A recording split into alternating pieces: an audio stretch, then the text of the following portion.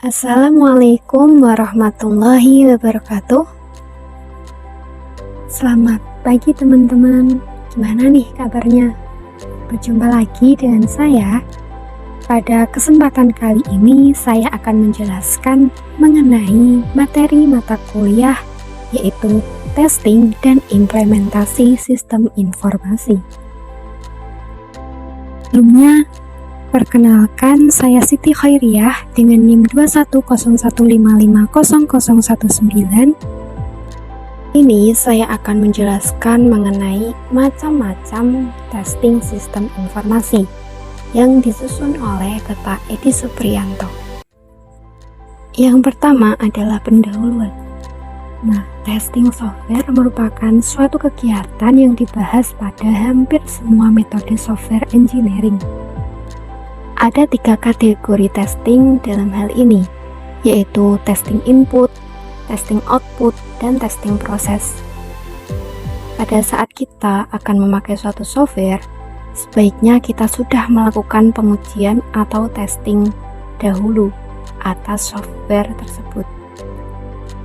Testing software kali ini diasumsikan jika kita membuat software sendiri.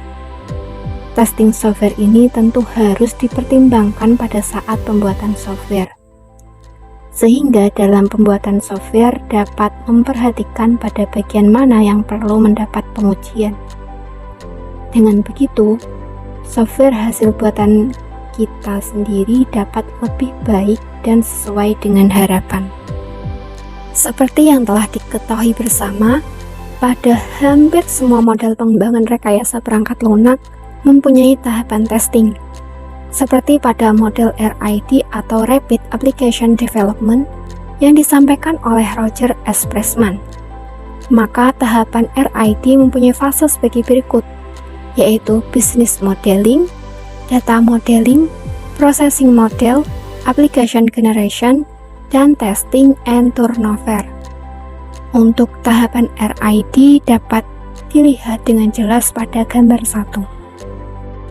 Selain itu, yang perlu diperhatikan pada saat testing adalah semua kejadian dalam testing harus didokumentasikan dengan baik.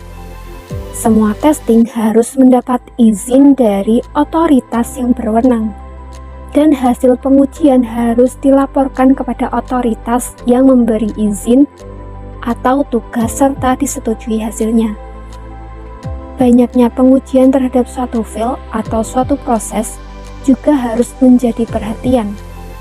Dengan adanya testing, dapat dilihat bahwa sistem informasi telah bekerja dengan baik, sehingga diharapkan sistem informasi dapat menolak data yang tidak akurat atau tidak cocok. Selanjutnya, saya akan menjelaskan mengenai macam-macam testing sistem informasi. Yang pertama, ada testing input data. Testing saat input data adalah tindakan untuk menguji edit dan kontrol dalam pemasukan data. Misalnya, melakukan validasi dan melakukan cek digit. Berikut ini disajikan berbagai pengontrolan saat input data. Saya akan menjelaskan 3 dari 9 data dari PPT. Yang pertama ada karakter checks atau pengecekan karakter. Suatu tindakan untuk melihat apakah suatu field itu dapat menerima karakter tertentu atau tidak. Misalnya, pada kolom pengisian data, user diharapkan untuk mengisi data yang berupa karakter saja, atau numerik saja, atau data berupa karakter dan numerik. Yang kedua yaitu numeric value checks, atau pengecekan nilai numerik. Ini merupakan karakter checks yang dikhususkan pada karakter bilangan. Contohnya, pengisian yang membolehkan nilai negatif. Yang ketiga ada cek digit atau digit check.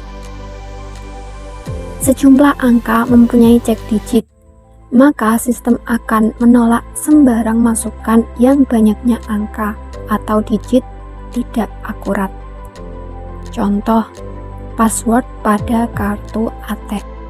Yang kedua adalah testing pemrosesan data. Testing saat pemrosesan bertujuan untuk meyakinkan bahwa program telah bekerja seperti yang diharapkan. Misalnya, keyakinan bahwa tabel yang diproses telah benar-benar direvisi dengan kondisi masukan terakhir, dan kalkulasi dalam program telah benar sesuai rumus yang diinginkan.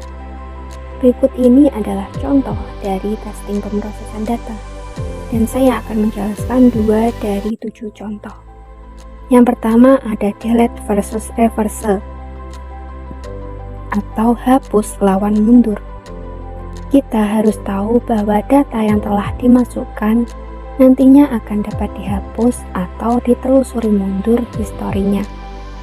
Ketika suatu transaksi telah diupdate atau dimutakhirkan, transaksi itu mungkin perlu dihapus atau ditelusuri ke belakang, dan kegiatan delete atau reverse itu harus dapat berjalan dengan baik.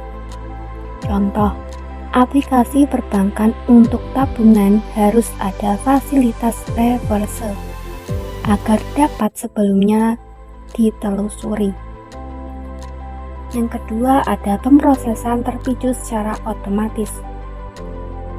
Jika suatu sistem mempunyai sifat pemrosesan terpicu secara otomatis, maka testing yang dilakukan harusnya dapat meyakinkan bahwa kalkulasi atau pemrosesan telah dilakukan dengan benar.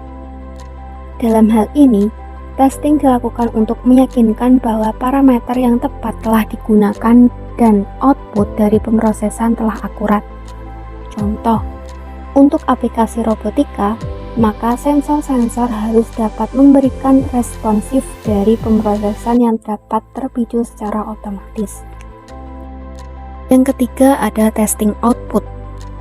Testing saat output berguna untuk meyakinkan bahwa laporan yang dihasilkan telah dibuat dengan format yang benar dan mempunyai informasi yang valid. Berikut ini adalah contohnya. Yang pertama, ringkasan laporan dapat diperiksa sebagai hal untuk meyakinkan bahwa format dan isi dari laporan sesuai dengan yang dibutuhkan.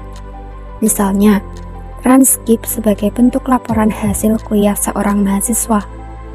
Yang kedua, yakinlah bahwa dalam laporan hal-hal yang bersifat aritmetika telah berjalan dengan benar.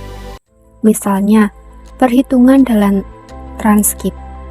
Yang ketiga, sebaiknya seluruh laporan harus disajikan dan lihatlah ada kesalahan atau tidak dengan laporan sebelumnya. Misalnya, hubungan transkrip dengan KHS dari seorang mahasiswa.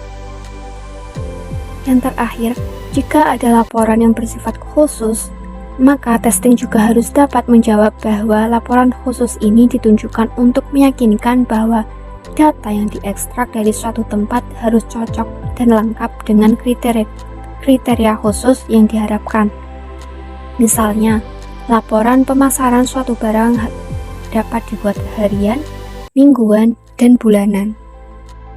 Selanjutnya adalah daftar pustaka.